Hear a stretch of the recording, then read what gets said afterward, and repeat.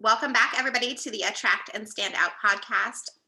My name is Darlene Holly, and I am so excited that you're here today.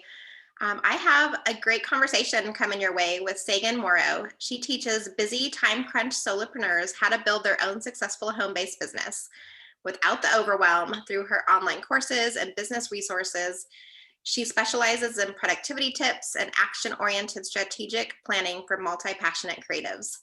She has over a decade of experience as a freelance writer and editor and hosts the Indie Author Weekly podcast, which she is when she isn't teaching, she is doing freelance work for her own clients, and she loves to write during her spare time some romantic comedy novels, which we'll definitely have to dive into today. Welcome, Sagan, to the show. I'm so excited to have you here. Yeah, thank you so much for having me, Darlene. Yeah. Well, welcome. I am thrilled that you're here today. How are things going for you? I know we're at the beginning of 2021. Life still feels kind of like 2020. So how are things for you? I know you're up in Canada. Yeah.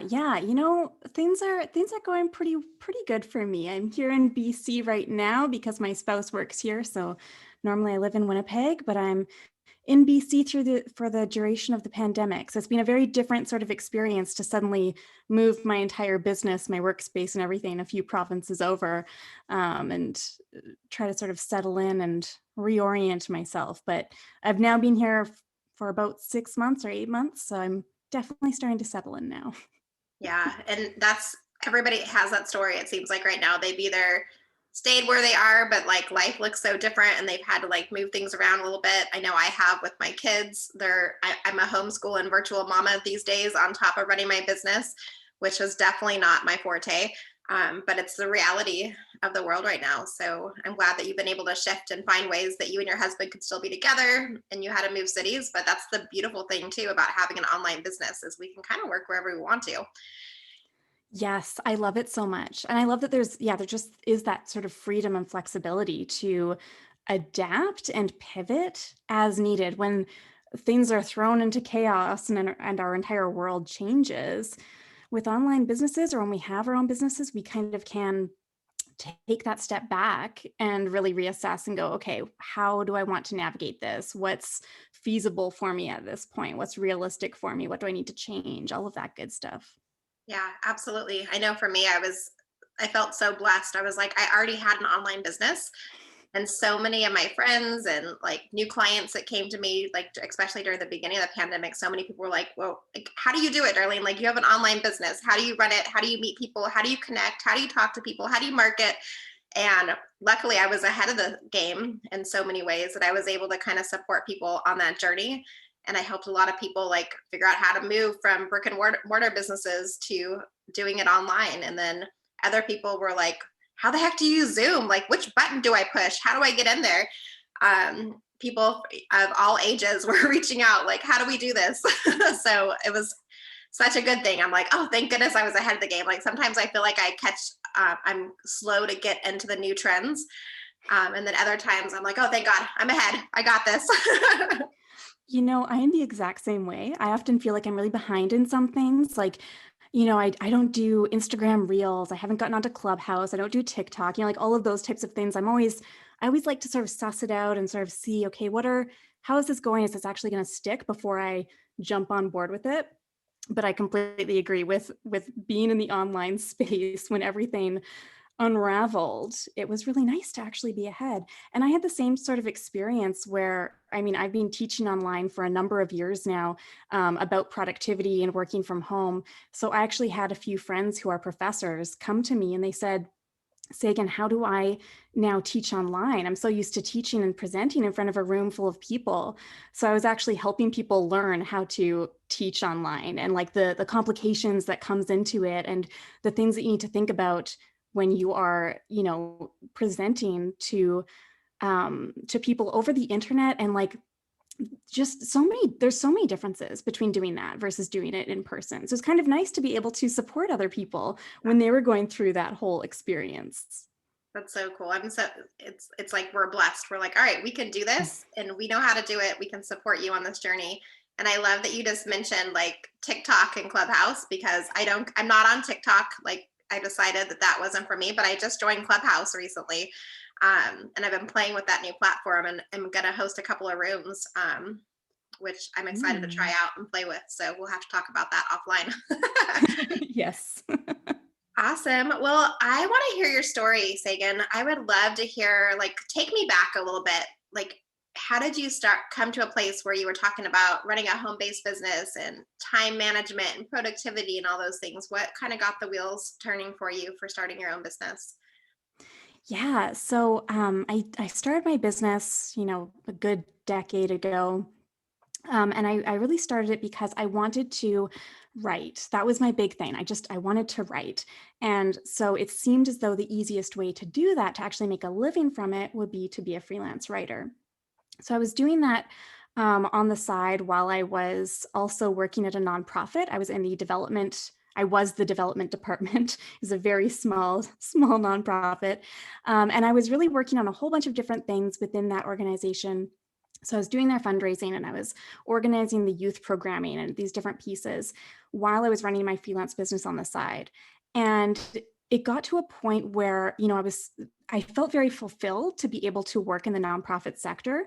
But at the same time, I really wanted to go out on my own, be able to design my own schedule, be able to just make my own rules, have complete control over my own business. I found it really frustrating that I had to come in and work, 9 to 5 when that's not what my energy levels were. I found that, early afternoon, my productivity levels would take a dip. I wouldn't be able to be as creative. And I would find myself sitting at the computer at this 9 to 5 job and thinking to myself, if I were taking this time off, and instead maybe working on a weekend at a different time of day, how much more could I get done in a shorter period of time if I was just more energized, right? Because this particular time of day just didn't work for me. And I found it so frustrating that we have to force ourselves into these very rigid schedules in our society so often, with working 9 to 5, 5 days a week. So it was very liberating to be able to start my own business and to design my own schedule and really make all of my own rules around that. And so I was really focused on the freelance writing and editing, and I was doing some social media management for clients. And what I found was that people kept on coming to me and asking me, how did you even start your own business? Like, I don't understand. Like, I love the idea of being a freelancer, but I don't even know where to begin. So as a result, I was, answering people's questions all the time. And so I decided to write a book about it. So I wrote The Business of Writing and Editing, Practical Tips and Templates for New Freelancers. And that was back in 2016, I published that. And people really loved it. And they're like, this is really helpful. And at that point, I realized that I was like, there's a lot more to say. I have so much more to say when it comes to working from home and being your own boss. So that's when I created my first online course all about freelancing and working from home. And from there, just kind of evolved very organically, where I was still doing my own freelance work, but then I began creating these online courses and teaching other people about being a home-based business owner. And then I had a very brief 1-year business partnership with a friend, and we parted very amicably. But it was also really challenging for me to go through that whole experience, right? My business totally changed directions. And so suddenly I was, in this position where I had my online courses, I had my freelance work, and I was trying to deal with a business partnership that had dissolved, and my energy levels were just all over the place at the time, right? I was trying to sort of, my mental health and everything like that was sort of all over the place. And I really realized that if I was going to keep moving forward with my business, I needed to really hone in on my productivity and really manage my time super efficiently. And it was around that time that I also added in writing romantic comedy novels, because it was just something different and it made me happy, right? So that then lifted my creativity and my energy levels and everything like that. And at that point, as I was sort of dealing with all of these different pieces and understanding the vital importance of productivity and time and energy management, that's when I pivoted everything again with my business and sort of took away the other courses that I'd been working on. And I started funneling them all into really just focusing on teaching about productivity. So that's how I created my Productivity Powerhouse e-course. So that's kind of the main thing that I have, in addition to my romantic comedy novels. So those are the two main pieces of my business at this stage. Yeah. I love how you kind of came to that realization, because I think so many people can relate to that. I didn't have a corporate job where I sat at my desk and like had that lull, but I worked retail management, and I was like, my hours were insane. I was like, some days I was opening, some days I was closing, sometimes I was working the mid, some days I closed one night and had to be back and open the next morning. And so I always felt exhausted. And it was like, I didn't even know which end was up half the time. So I can totally relate to that. And even running my own business now, like I know I know what my day is going to look like. And I know when I'm like creative, and I can like schedule that into my planner for when I'm going to do like blog posts or record videos or different things like that. And then I also know when I need to like step away and like go for a walk, to go hang out with the kids, go take the dog out, like whatever I need to do to like keep my energy high, because we all have those lulls. And for me, it's kind of similar to what you were saying. Like usually like 3 o'clock in the afternoon, that's when I'm like, all right, like I need to get out of the office for a minute. And I try to wrap up my day by then. It doesn't always work out that way, right? But usually that's when I'll walk and I'll go get a piece of dark chocolate, or I'll go, check on the kids and what they're up to. Or sometimes the kids and I will go out front and they'll ride their scooters and we'll go for a walk around the block. But that's usually like where I hit the wall. So I could totally envision if I had that like 9 to 5 type of job, that's when I would like be so stir crazy and during that time. So um, what is like the biggest hack that you found? I guess hack's the right word for it, for like when people are finding that they are like at the low part of their energy in their day. What are some tips and tricks that you love to share for helping people kind of get out of that? Yeah, so I think, oh my goodness. Okay, there's so many different things that I could share.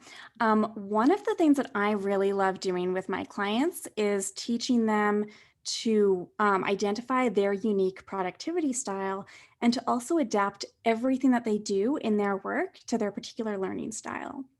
So, what I see a lot of times is that people feel the need to create a task list or a to do list that ends up being like this really, really long document. And that works really well for some people. And for other people, like they love writing things down just for the sake of crossing them off, right? But for other people, that kind of thing just feels daunting and overwhelming. And then their energy levels just like take a plummet as a result. So when we take into account what our actual learning style is, then we can adapt everything in our business to really reflect that. So if you are more of a visual learner, then something like a long task list probably isn't the best fit for you, right? I mean, something like my color-coded sticky note system that I like to use would be maybe a better fit, or Trello boards or something like that.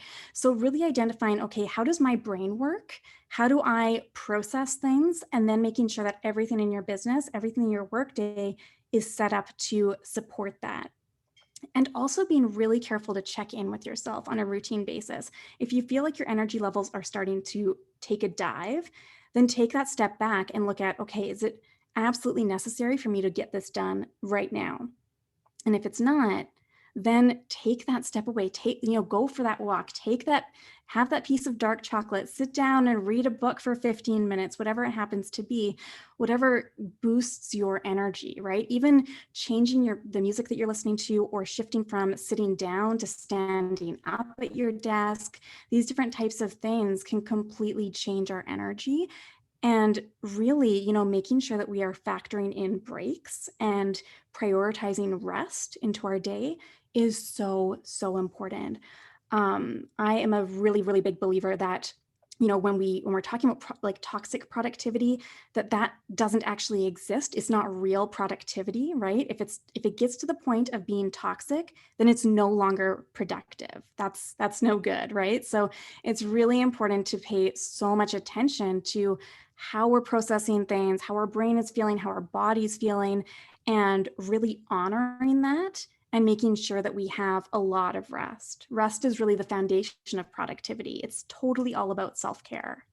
Yeah, absolutely. I'm glad that you brought that up, because one of the things that I know I've had to do for myself, especially since the pandemic, just with how my schedule is now, like I have to give myself what I call white space in my calendar, where like after a client meeting, like I don't go back to back from one call to another. Like there's at least, I try to make it even more than 15 minutes, but at least 15 minutes, so I can walk away for a minute, grab a drink, check on things, not feel like I'm just sitting at my desk on Zoom every single day, all day long.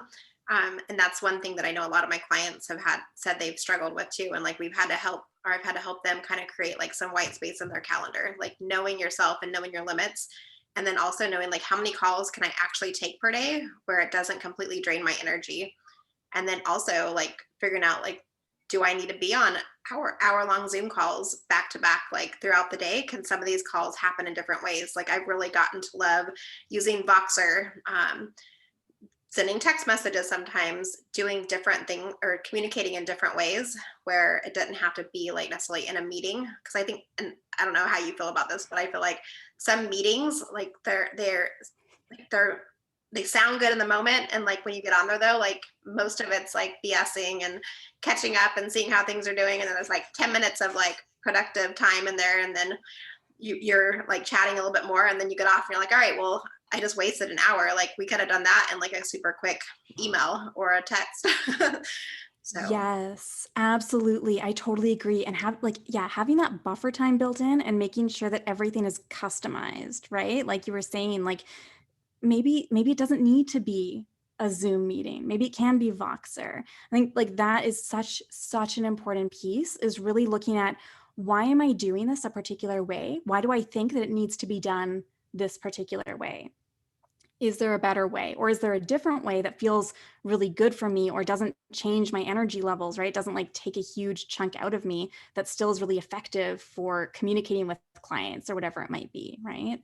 That's so important. Yeah, I'm very big into the customizing everything, and just like absolutely everything that we do, we can look at it and we can go, okay, if this doesn't feel quite right, or if this drains me, or if I'm just doing it because everyone else says that this is the be all end all strategy or system or process, what are my options? Like, if I wasn't using, what would it look like? And I think there's so much beautiful freedom in that, and so much magic can come out of that, because we realize that there are so many different options. It's really endless. It's totally limitless, to make sure that everything we do and the way that we do everything is just set up so that you know, it all fuels us and makes us feel really great about every single aspect of our business. yeah, I love that you mentioned like that you have to find the way that's right for you. Like that's one of the things that I really focus with my clients on, whether it's in marketing or productivity or whatever area it is. Like so many of us will look and see somebody else do something one way. And so we assume like, oh, well, that's working for them. So it must be how I should do things. And then we try to do that.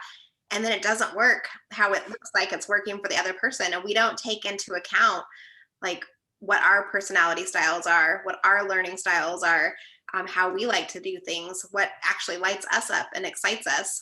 We forget about those pieces and we're like, oh, well, so and so is doing it this way. So I'm going to do it this way. And then we're shocked almost when we realize, like, oh, it's not working like it does for them. And then we have to like take that step back. So I think it's important to always like identify what works for you in every situation and then work backwards from there so that you can find the right results, because otherwise we're just trying to like copy what everybody else is doing, right? And that doesn't work for anybody, or not. I mean, sometimes it works, I won't lie. Like sometimes I'll try a new strategy that I see somebody else doing and I'm like, oh, that actually worked really well and I enjoyed it. But most times it's like, it's not working, what's happening here?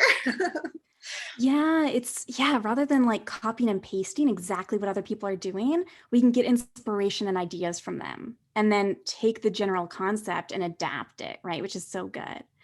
Yeah, as a productivity strategist, I have people ask me all the time, like, how do you feel about the Pomodoro technique? And like, how do you feel about batching? Like, are those the types of things that you teach? And I'm like, well, they can be great, right? Those techniques can be fantastic for the right person, right? They're not going to be the right technique for absolutely every person. And so like the way that I really love teaching productivity is helping people figure out the exact right techniques and systems for how their brain works and how their business is all set up. Yeah. Yeah, it's so important. Yeah, like one of the things that I do in my business, and I like to name it because it makes it more fun. So I call it Follow Up Friday. Like so on Fridays, like that's I have an hour usually on my calendar on Fridays where it's just for follow up. Like anybody who I think of during the week that I need to send an email to or reach out to, or if I've had conversations with people over the past few weeks and I haven't heard back from them to figure out like what direction we're going to go with it. Like I write down their name and then I sit down on Fridays. And for me, that's fun because I don't always have the space to like when I think of somebody to stop what I'm doing and send that email or pick up the phone and call them. But if I have it on my calendar and I know I'm going to block out, 10 o'clock on Friday is going to be when I can sit down and make some of those calls. I can just write people's names in during the week. And then when I sit down on Friday, I'm like, all right, cool. Like I have 5 people or 10 people or 300 people, depending on how busy my mind was during the week of thinking of people. And that strategy works for me. And I love it. Like it gives me space during the week to not like have to stop what I'm doing and automatically respond to somebody else. But other people, it doesn't work for. They're like, no, like I can't block out just, one section at a time. Like I want to be in the moment and spontaneous. And that's great for them. It works for me. And everybody has to find like the system that works for them. Yes, absolutely. And I really love that whole concept. I do it on Mondays, that sort of like collaboration check-in, right? And like client check-ins and that kind of thing. Mondays are sort of my day for doing that rather than I love Friday follow-ups. It's I love it. But it's one of the things that I really love about that whole concept, the idea of it is that when you have time sort of set aside, when okay, I'm going to get to this every Friday, it frees up your brain space, right? So then you're not thinking about it throughout the week and being like, I have to remember to talk to this person, right? Like this Yeah, is one of the biggest things for us in business is that we tend to, hold on to too much stuff in our heads and then we can't really focus on the task at hand. And it's so important to get all of those ideas and the things that we're thinking about out of our head and onto paper or onto the computer or onto our calendar or wherever it is so that we're not distracted by it. absolutely. Yeah. If I'm the type of person typically where if I keep something in my brain for too long and don't put it somewhere, whether it's in the note tab on my phone because it's 2 a.m. in the morning and I'm like something random pops in my brain when I'm awake, like I will not be able to go back to sleep because I'll be so worried I'm going to forget that I need to do this one thing next week or like whatever it is. So like I'll wake up and I'll make a note in my phone, or if I'm at my desk, I'll write it on my planner or whatnot, or on my list. I have I kind of like a checklist some days, but I don't always use the checklist. Like sometimes I look at it, I'm like, oh, I had a whole checklist all week sitting here, but I didn't touch it. And then other weeks I'm like what you mentioned earlier, I'm like so excited to cross things off and I'll even write something down that I just did so I can have that like accomplishment feeling like, oh, I just did that. That's awesome. Like one more thing off my list. But yeah, I think it's so important. Like just knowing your personality, knowing your style is such a big piece to that. What would Yes. you say is one of the things that you've had to overcome the most in your business as a business owner and with the type of work that you do? Has there been any like big challenges or things that you've overcome? Oh, where to start? um, you know, I think one of the things for me, and I think that this is very common for a lot of business owners, is really just learning to trust in yourself. So learning to trust that this is a good direction for me, this is the right direction, and I can figure it out, right? I can do this. When we set goals for ourselves, sometimes it can feel as though there's just like there's so much, right? There's so much there. And like, am I really capable of this?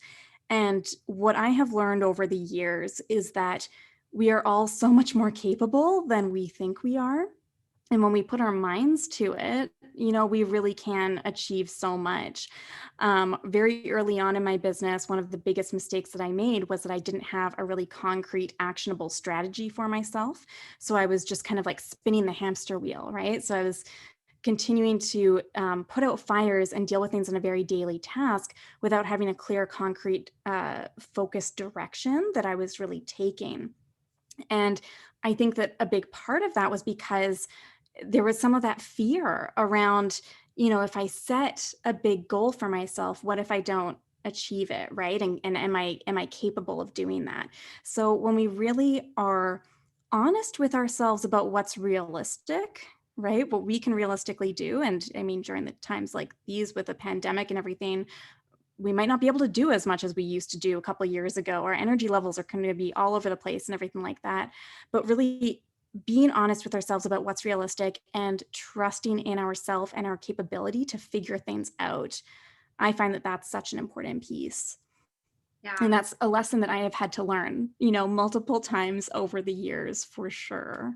Yeah, I totally like can relate to that because I used to be somebody who would be completely in my head all the time and like, is this a good decision? Yes, it is. And probably I would say I've been really conscious of it probably the past like 3 years where I need to like listen more to my gut, more to my heart, and like stay in those areas and trust that I know the right way to move forward without like getting sometimes stuck in my head where I'm like trying to think logically about the situation and whether it's like the right idea. But when I just like be still for a minute and listen to my body, or sometimes I have to sleep on it, like I've Yes. really learned that it's better for me if, if somebody reaches out and wants to do something, or if I have a decision to make, not just to act like repulsive or impulse, not repulsiveness, impulse, impulsive, but like really like sleep on it for a minute, like give myself time to process it and then go, yeah, actually I do want to do that. Or no, that's actually not going to be the best thing for me. Like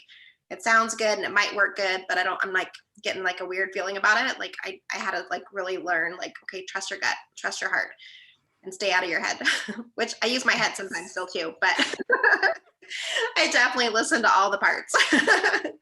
Yeah, I totally agree. And like it's really interesting when we sort of have to differentiate between is this a shiny object that I'm getting distracted by, right? Versus is this something that I truly want to pursue, right? Is this when we're trying to listen to our gut, I think that can be such an important piece because like our business plans aren't set in stone, right? None of it's set in stone. So we can create an actionable strategy that we then pivot and change because we're human beings. We're going to grow and change. The direction we want to take is going to be different.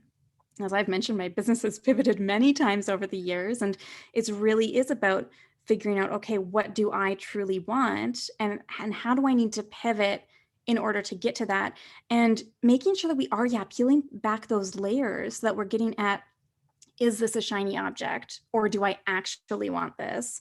And am I like just being afraid? Am I just being afraid of what will happen if I keep going down a particular road? Do I want to change directions? Right? Like looking into all that. So that's why taking that step back as well, right? Saying like, you know what, I'm going to think about this overnight. I'm going to sleep on it.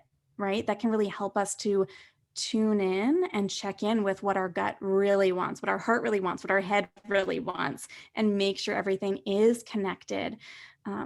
It's such an important piece. And like, I really love structuring everything in my business so that like yeah one of my things is I check in with it and I say, okay, does this make my heart happy, right? That's kind of the underlying foundation of all of my business decisions. Does this make my heart happy, yes or no? And being able to make decisions based on that, it really ensures that everything is set up to be really fun, right? So my business doesn't feel like a chore. There's not a bunch of things that are really difficult or frustrating to deal with. A lot more of it just makes me really happy and is really enjoyable to work on every single day. Yeah, absolutely. And I think too, one of the things that I've had to implement a lot recently is like giving myself some grace to like Yes. let the ebbs and flow of the day take over and not like I have three big things on my list type thing and I only got one of them done. So then I used to like beat myself up like, oh my gosh, like I can't believe I didn't get all three things checked off my list this week. And now I'm like, you know what? Like I've got kids doing school stuff. I've got my business. I've got client calls, different demands, and still all the normal home stuff too, right? Like I still have to do laundry and cook dinner and all that fun stuff. So knowing that some days are gonna not go quite how I had expect or how I had planned or expected for it to, and being okay that like two of those items get moved to tomorrow, and that tomorrow I can move a couple things around and go back in that rhythm and just having the grace with it has been such a great thing for me. Like I'm like, okay, like my day didn't go as planned, like it happens. And then other days though, I'll have super productive days, right? Where I had three things on my list, but I got like 10 of them done. And I'm like, yeah, I'm ahead of schedule for the week. like I got, I'll have more time to do things that light me up and that I want to do, versus some of those like check items off your list type things. So like that permission just to like go with the ebb and flow, I think can be Yes. impactful in your business too.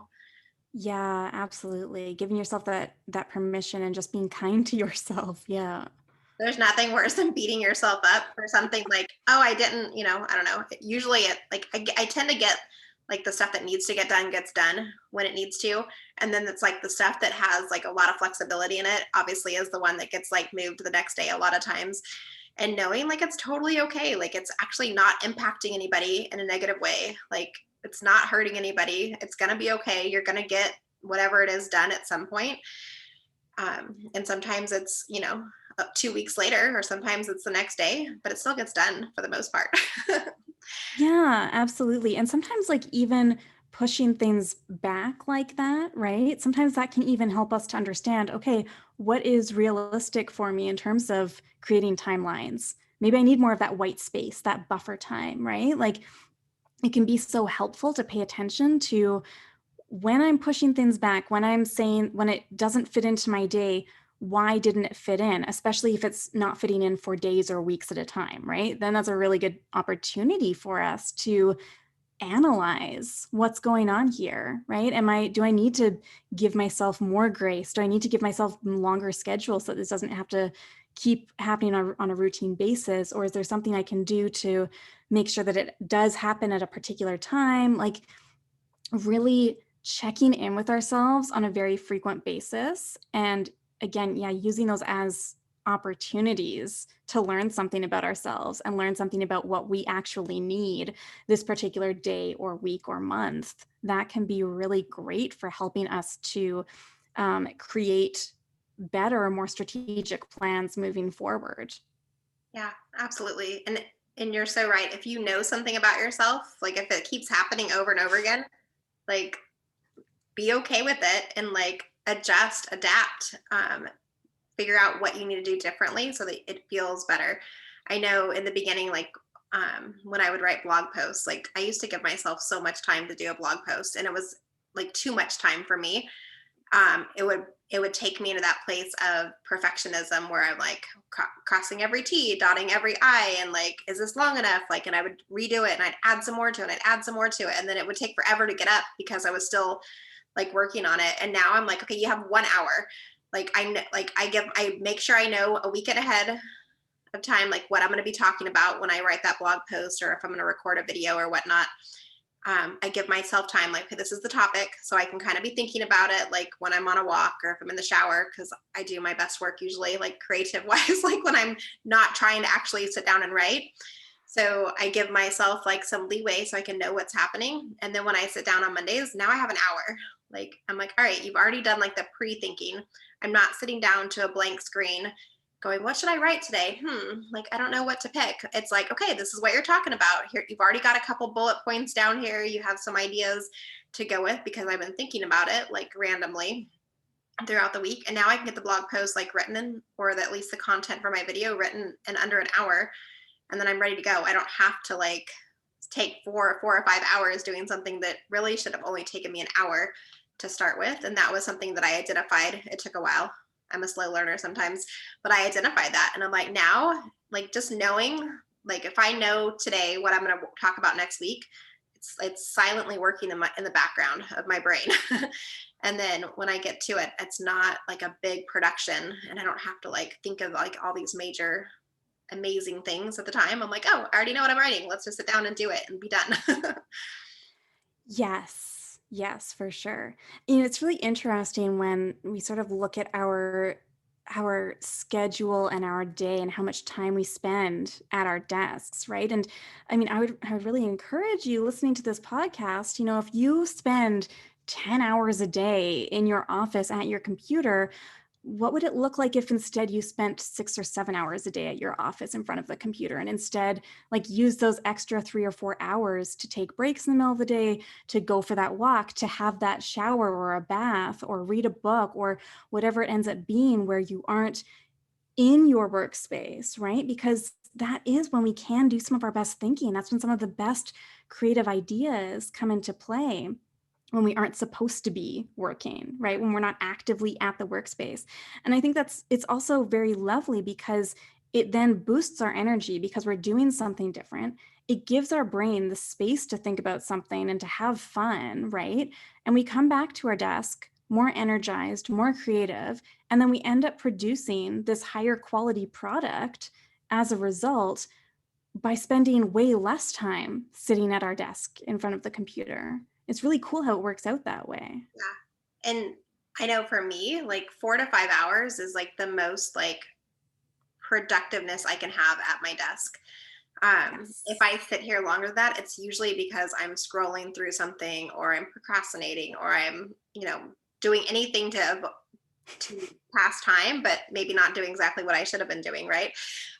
But you're right. Like when I'm really focused and I'm in the office doing what I need to do, and then I'm out doing other stuff, like that's when things happen in a more magical way. And I'm not as overwhelmed. I'm not as exhausted. It feels easy. It doesn't feel like that word hustle. I hate the word hustle. It like makes my skin crawl. But it's just easy. It gives you the ability to like work your business in a way of ease without like all that stress and overwhelm that can come with it. Yeah. Yeah. And I'm the same. I work about 5 to 6 hours most days. When I'm working, it's 5 to 6 hours. Like I can get some really great concentrated work done in that time. Sometimes less, right? Sometimes the amount of work that you can get done within 4 hours is absolutely incredible because you come to your desk feeling really well rested and you made time for your family, right? Your loved ones or hobbies and that kind of thing. All of these other pieces, when we make space for all of these other pieces in our lives, then it's like our business is supporting what we want from our personal life rather than everything in our personal life being maneuvered around our business, right? I really think that it's so important when we're designing our businesses to think about what our personal values are and what we want from our lifestyle, and then creating our business to support all of that and have a really beautiful experience with it. And that's why we started businesses, right? Or at least most people that I talk to, like they want the freedom, the flexibility to do what they want to do when they want to do it. I know that was my why. Like I wanted to be home. I was a single mom when I started my business, and I wanted to be home with my boys, and I didn't want to work crazy hours. I wanted to be able to take them to school, pick them up from school, attend their soccer games, like all of those fun things that I got to do some of, but some of it got in the work schedule would vary. So things would definitely be missed. And that's what I wanted. I was like, yeah, I was like, I want to make an impact in the world. I want to be able to make my own hours and be somewhere when I want to be there. And then also have the opportunity to choose, like, I'm not going to be home tonight because I'm going to be going to this retreat or a networking event or different thing. But it was my schedule, my way. It wasn't because somebody told me, no, Darlene, you have to be to work from 7 a.m. to 5 p.m. and all of those things. Yes, and I think that is what can make our hearts so much happier, right? And that's what can improve our energy and our creativity and our productivity when we are making the choice ourselves, when we are actively making our own choices, we are actively structuring things in a way that feels good for us and making our own rules and designing everything in a way that we're like, yes, this feels great. And if we want to pivot, change things as our lives change, that works too. But really making sure that all of it is structured in such a way that we are making the choice. It's so much more freeing that way. Yeah, absolutely. Yeah. I always joke that I'm unemployable now because there's no way I could ever go back to somebody telling me what to do. I'm like, nope, I've got it. We're good. Yeah. Yeah, I agree. Do not like being told what to do. Yeah, exactly. Not new. I don't know that I like to be told what to do back then either, but I definitely like know what it's like to have that freedom now. I'm like, there's no way I would go back. Yes. But Sagan, this has been so fun. I'm having so much fun chatting with you. Before we wrap up our interview, I have kind of some fun rapid fire questions that I love to ask my guests. Is that all right with you? All Okay, let's do it. right. So I'm super curious. What are you binge watching right now? I just finished Schitt's Creek again for the second time. Awesome. I love that one. I've only watched it once, but that was definitely something that I actually was telling somebody recently, I was like, my husband goes to sleep usually earlier than I do. And I was watching it on my phone in bed, and he would like roll over, like, what are you laughing about? But it gave me like, it had just like, their humor had me giggling all the time. And I'm like, sorry, go back to sleep. Like, you won't understand. But yeah, I love that show. And yeah, I just watched something recently where it was kind of telling some of the backstories to it. And I did not know that that was his dad, David in the show. I forget his real name, but that was his dad. I was like, oh, that is so cool that like it was like a family affair. Yes. So fun. What are you reading right now?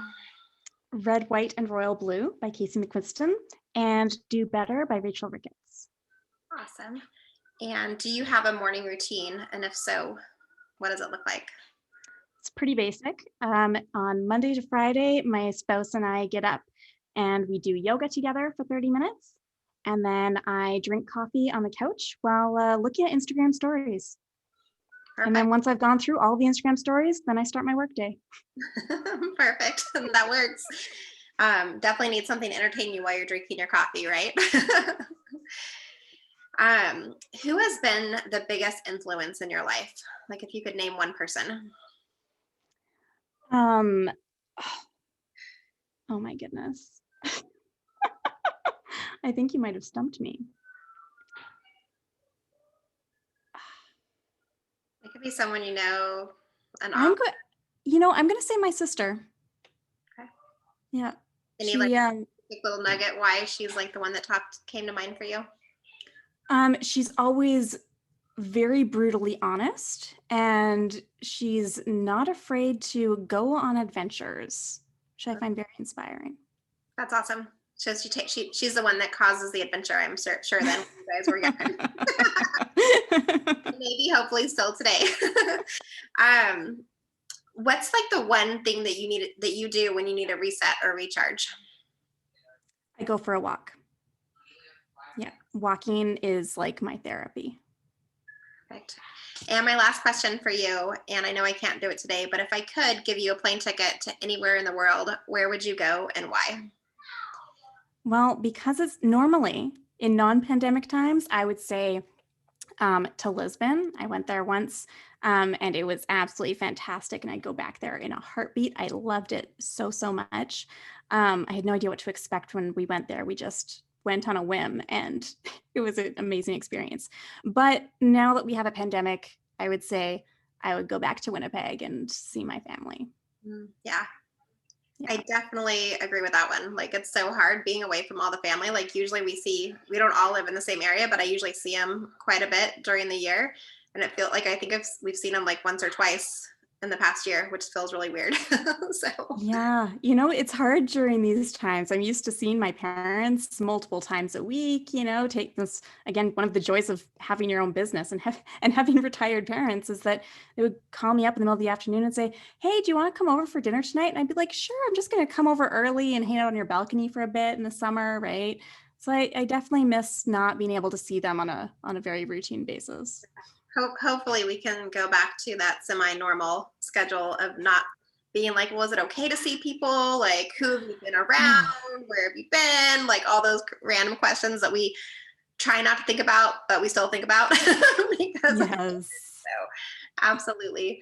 Sagan, this has been so fun. Thank you so much for coming on the show. I know people are going to want to connect with you and reach out. Where do you like to hang out? Where should they go? Yeah, I spend a lot of time on Instagram, so you can connect with me there at Sagan Lives. I also do hang out on Twitter pretty regularly, so I'm also at Sagan Lives on Twitter. Awesome. And I know you have an amazing free gift for everybody who's listening today. Can you tell us a little bit about it? Yeah, it is a time-saving tips cheat sheet. So it will teach you 23 ways to save 10 plus hours this week and every week in your business. So it's fantastic. I love it. My clients who download it, they love it too. So you can grab it at saganmorrow.com/save time. Amazing. And that will be in the show notes below as well. So if you're driving, you don't have to write that down right this minute. And Sagan, it's been so fun talking productivity. We both love productivity, and there's so many fun strategies and different tips and ways that people can become more productive without all the stress and the overwhelm that comes with it. So thank you so much for being here. Thank you so much for having me. This was wonderful. Awesome. All right, guys, that's a wrap. We will see you next week for the Attract and Stand Out podcast. Make it an amazing week. We'll see you soon.